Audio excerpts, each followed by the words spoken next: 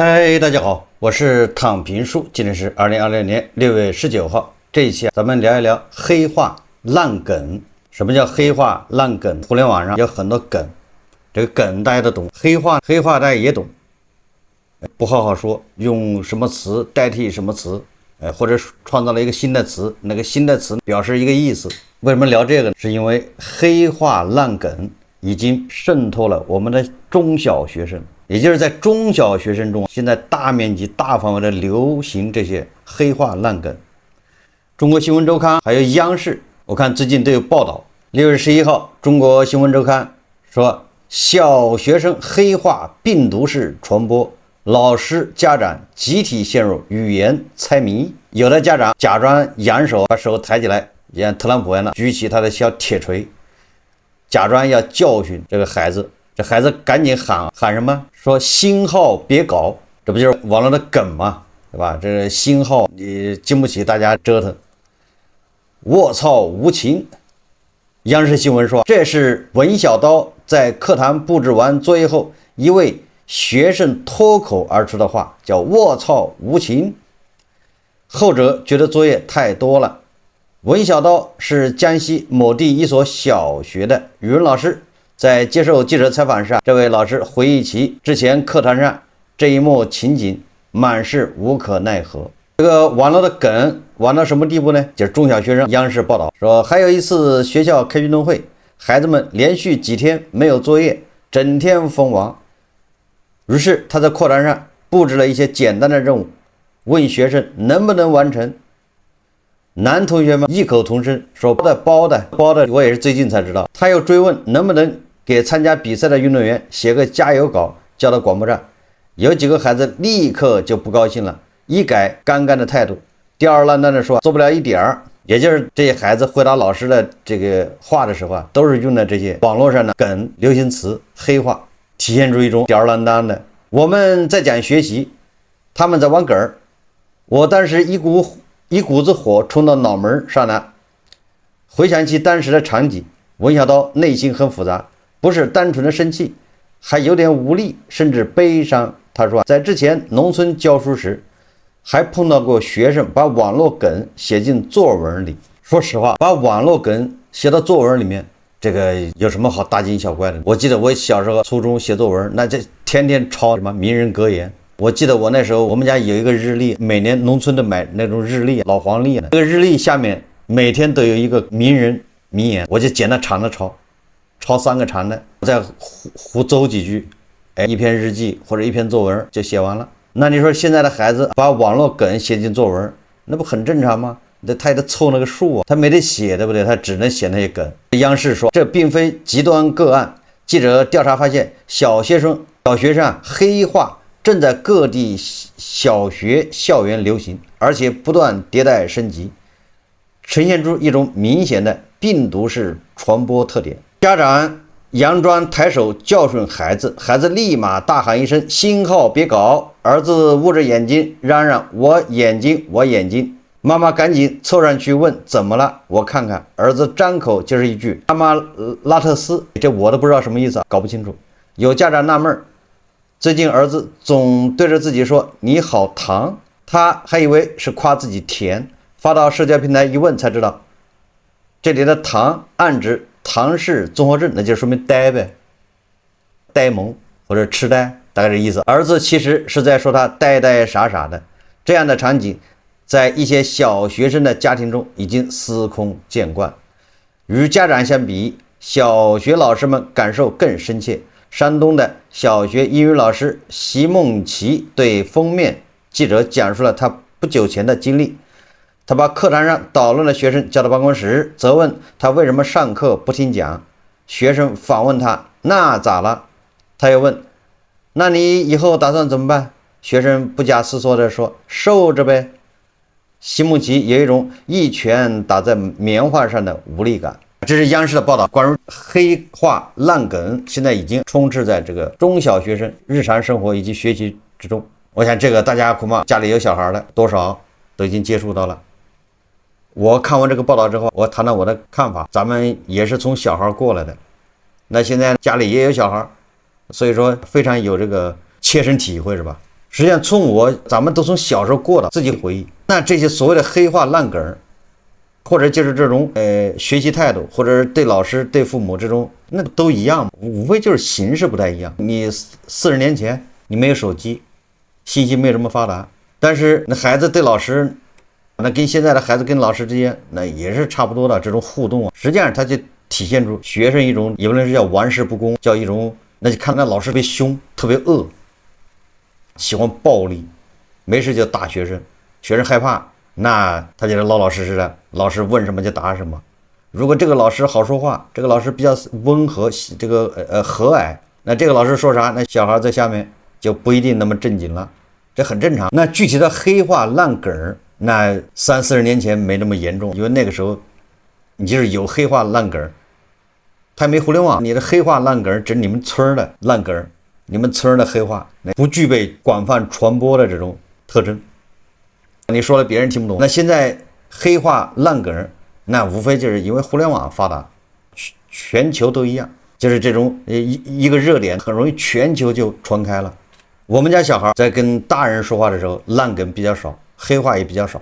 对，我经常听他比较多的就是你这个老六，他玩游戏的时候，他黑话烂梗全部来自于玩游戏，或者是他学校的同学，他们一起玩的那小朋友。我估计更多的是来自于他那个游戏，还有很多是来自于他的同学，而他的同学来自于他们家长。对，毕竟有很多黑话，很多这个烂梗，它并不是游戏里面的。你这个老六好像应该是形容游戏里面的伙伴搭档水平差，是不是经常掉队或者掉链子？应该是这样的，因为我也不玩游戏，所以说的黑话和烂梗在中小学生中蔓延，这个我想说的是，这跟中小学生没关系，这个是这个社会它在向学校传播，这个是典型的叫上梁不正下梁歪。为什么这么说？因为首先这个黑话烂梗，它有它的传播的这种叫特征，是吧？因为这玩意只要一说大家都懂，但是想传达的意思要描述，你看它不太好描述。我们俩人打牌，我们俩人搭档，我说你这个老六，那是表达什么意思？是表达对你不满，这不配合的不好，大概这意思。但是我要解释它，解释半天。但是我说你这个老六是吧？大家都懂了，肯定是抱怨你了。所以要精准的解释，要很费口舌。但是用一个梗，一下大家都明白了。当然这个说的是相对正向的，还有很多黑话为什么存在？比如说钱，你在社交媒体上，你直播的时候，你不能说钱。你得说米，多少米，多少个 W， 本来钱就是钱，本来几万就是几万，但是你不能说，那它就变成黑话了，用米代替钱。很多小孩也知道了，说给点米，实际上他要给他点钱，这些黑话从哪儿来的？所以说我为什么上梁不正下梁歪，根子问题是在这儿，不在于小孩说什么样的什么黑话什么梗，而是他们的家长为什么说这些黑话？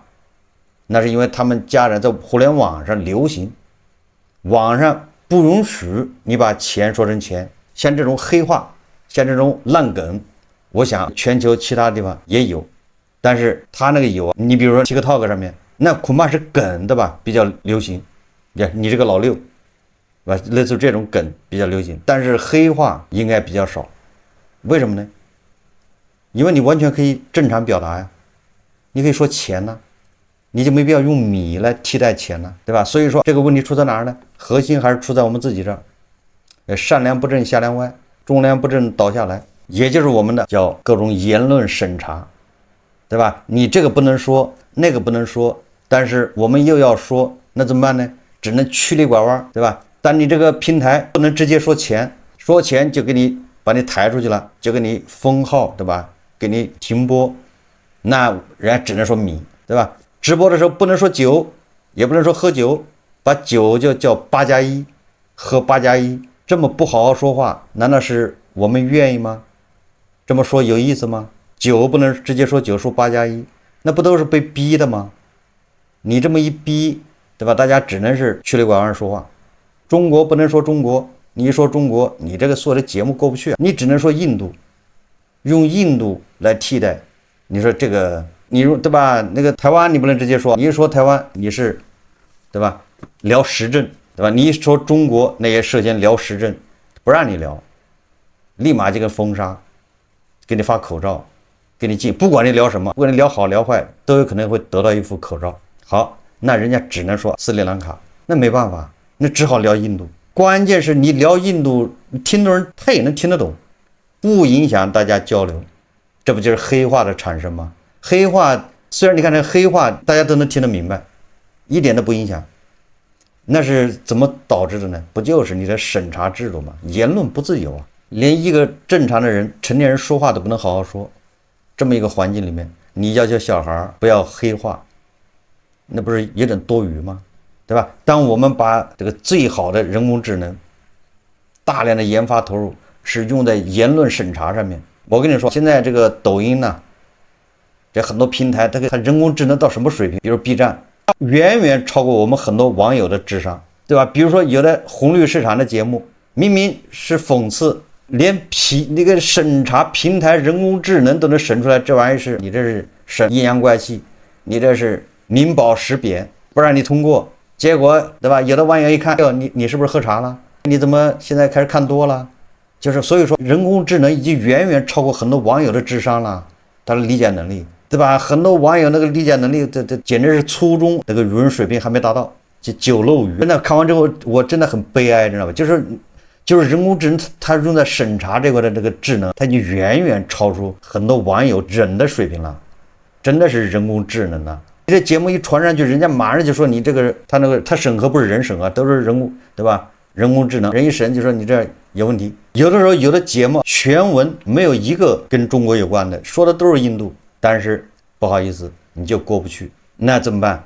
魔高一尺，道高一丈，那这黑话就得更黑，对吧？更得曲里拐弯，那有什么办法，对吧？那你更黑更曲里拐弯，大家时间长了习以为常，最后又形成一个黑话烂梗，然后这个，对吧？日常生活中，那肯定也是一样，那孩子不就学会了吗？所以这玩意你能怪小孩吗？完全是，对吧？这就是叫什么？根子是在互联网，是在社交媒体上，对吧？根子是在一个正常人不能好好说话，一个正常人居然没有一个好好的说话的环境，你好好说话就是犯罪，好好说话就给你戴口罩，然后这样回头说孩子们怎么净说黑话呀？你说这不是可笑吗？这不是揣着明白装糊涂吗？所以这种现象以后只会越来越严重，愈演愈烈。这个不用怀疑，因为这个审查也会越演愈烈，愈演愈烈，那大家那没有办法，道高一尺，魔高叫一丈啊，那大家这黑话就越来越黑，以后黑话的少了，以后靠眼神，对吧？传递眼神，不说话，全靠眼神，全靠动作，对吧？这叫道路以目，会有那一天的，未来也会有，是吧？说你眼神不正确，对吧？姿势不正确，一样的要封杀。所以不要以为你不说话就可以了，你不说话，那你姿势对不对？鼓掌的姿势，对吧？鼓掌的节奏，鼓掌的是提前了还是你提前鼓掌也不行，对吧？你结束的早也不行，你鼓掌的节奏不对也不行，对吧？鼓掌的时候表情不对那也不行，这不是开玩笑，这一天我相信会到来的。从目前来看，现在不光是这个互联网上、社交媒体上黑话，那官场上不也是黑话吗？人民日报，对吧？那官媒上面说的头头是道，那都是黑话呀，有官场的黑话，对吧？只不过是我们韭菜听不懂，他们当官的一看就明白啊，赵家人一看，哦，这什么意思？字儿是一样的字儿，我们也是念，对吧？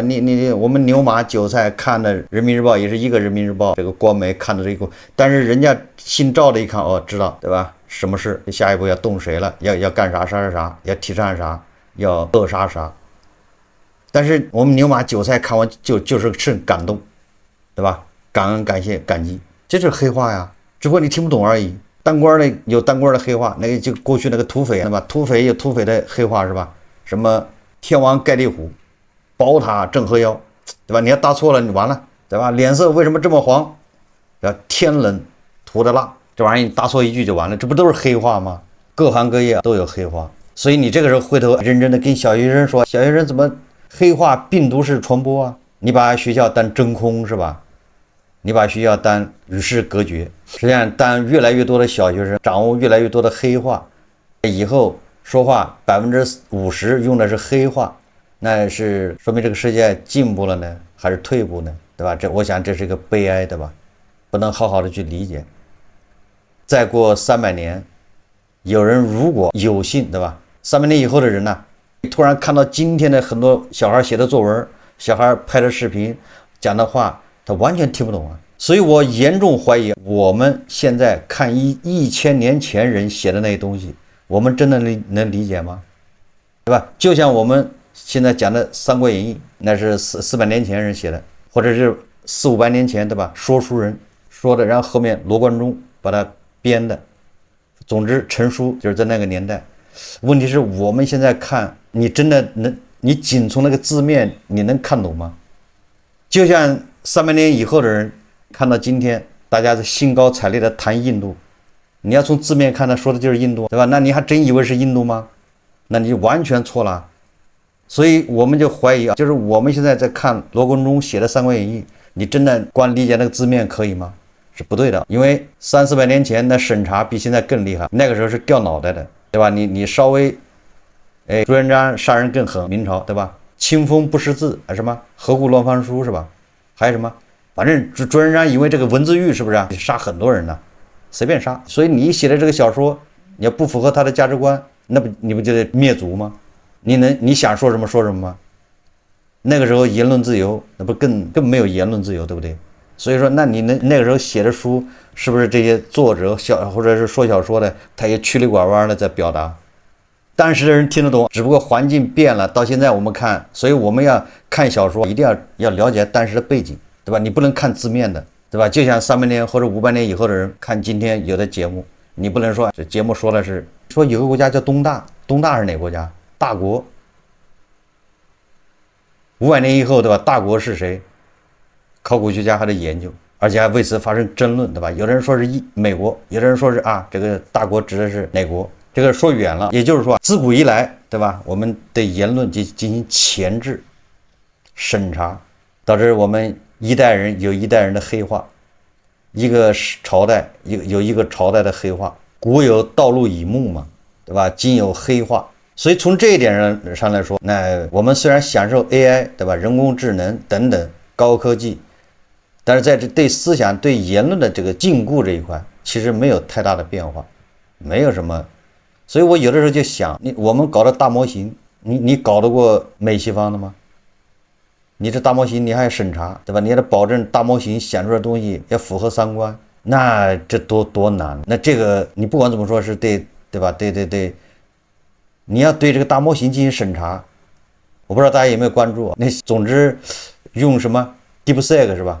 用什么豆包的，他动不动你问个问题，他不回答，有的时候回答一半，呱呱全删掉了。所以我早就不用什么，对吧？这些豆包什么 DeepSeek 这些东西。但有一天人工智能它也只能用黑话来回答你的时候，那才叫悲哀呢，对不对？我相信恐怕有那一天吧。要不然你人工智能你不是就那个大模型你搞出来谁用呢？没人用，得不到正确答案，都是审查过的。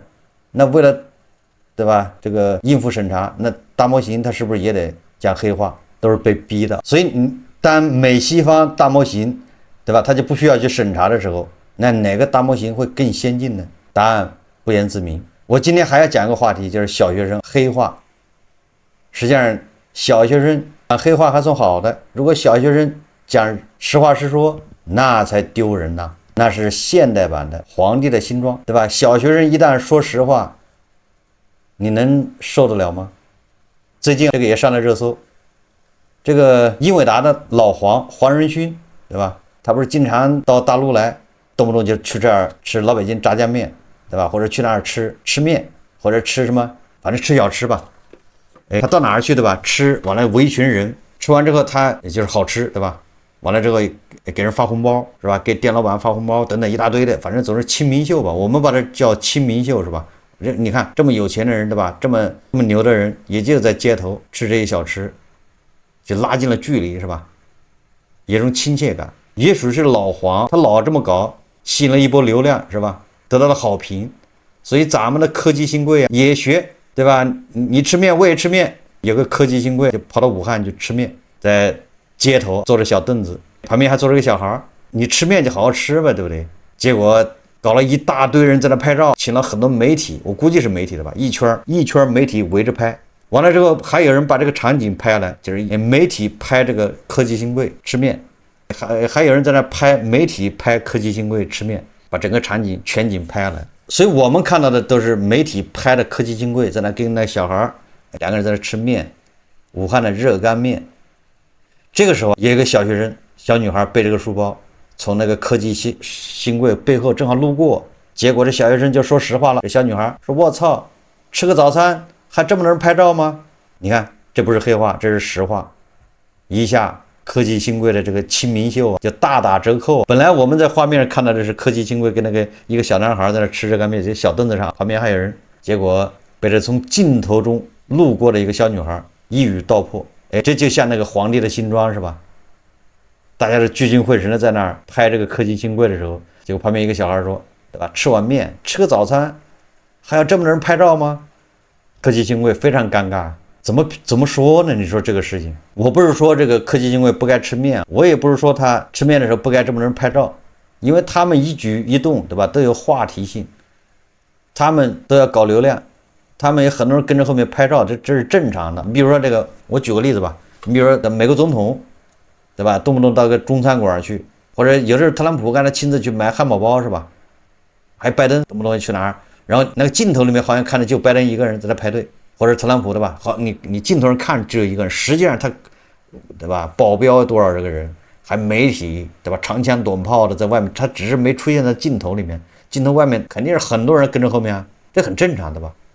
我相信那个黄仁勋，他在街头吃的时候，他也好多人在拍照，正常。但是这个科技新贵对吧？他一搞这个，大家就觉得你这就是你从头到尾叫模仿对吧？你以前模仿乔布斯，乔布斯走了之后没得模仿了，你现在要模仿黄仁勋是吗？你要模仿黄仁勋，那你先买几身皮夹克，对吧？皮夹克穿起来，干啥都想模仿，对吧？问题在这儿，或许这科技新贵他没有模仿，人家就是真的是人家就是武汉人，人回老家吃个热干面太正常了，对吧？突发奇想，在这搞点热干面一吃就完了。结果他干啥，网友都觉得他是在模仿，这才叫悲哀。而这种模仿却让一个路过的小女孩、小学生一语道破。所以今天聊的是小学生的黑话，病毒式传播，谁之过，对吧？小学生讲实话，你受得了吗？童言无忌，对吧？在这个小女孩、小学生的眼里，什么科技新贵，是吧？什么身价多少亿，什么品牌，这个车那个车的绷直线，人家可不知道，对吧？人家没有那个滤镜，人家也没给面子，叫童言无忌，人家就是单纯的看不惯，吃个早餐。把路都给挡上了，这么人就两个人在那吃，这么人围着那拍照，这有什么好拍的吗？对吧？珍惜现在还能说话的日子。有很多老粉丝知道，前年是吧，加头老师被封的时候，我就已经说过了。加头老师被封之前，我就已经预感，我说加头老师对吧，应该要进去，要被封。后来他就被封了，但是加头老师被封的时候，我就说了，这不是好事。这标志着对吧？这个言论在收紧，越来越不能畅所欲言。说好也不行，说不好那更不行，对吧？当一个人不能正常说话的时候，那只能说黑话，这个没有什么好奇怪的。以后对吧？靠表情包来表达。当然现在表情包已经很多了，对吧？很多种表情包已经在大量应用了。我想未来说不定表情包是不是越来越多啊？好，这期节目我们就聊到这里，感谢大家收看。如果喜欢我的节目，欢迎订阅转发。也可以在下方留言评论，谢谢大家。